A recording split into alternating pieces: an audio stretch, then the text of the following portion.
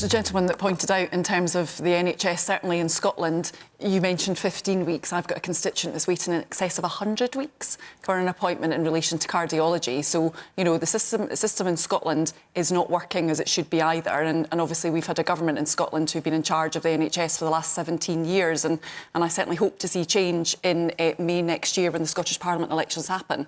But in relation to NHS England, you know, from my party's perspective, we broadly welcome what the government is proposing to do, but I think we always have to be really careful when we're talking about this top-down reorganisation and also talking about saving a lot of money. Frankly, I think people are quite cynical about politicians talking about how much money things will save and then at the same time cutting winter fuel allowance, etc., because there's a £22 billion black hole to fill.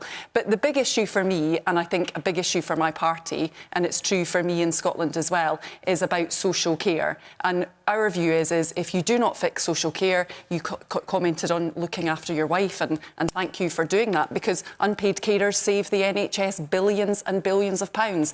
But if we don't actually solve social care as an issue, we aren't actually going to get the issues with the ambulances waiting outside A&Es, the bed blocking that we're experiencing. Those are the kind of issues we need to challenge. And we are looking at that on a cross-party basis. The Liberal Democrats were very clear at the election that we would speak to any party that wanted to look at social care, and we've got the Social Care Commission coming forward. I really want to see parties meeting so that we're actually tackling that issue, so that come the next election, you all see those results.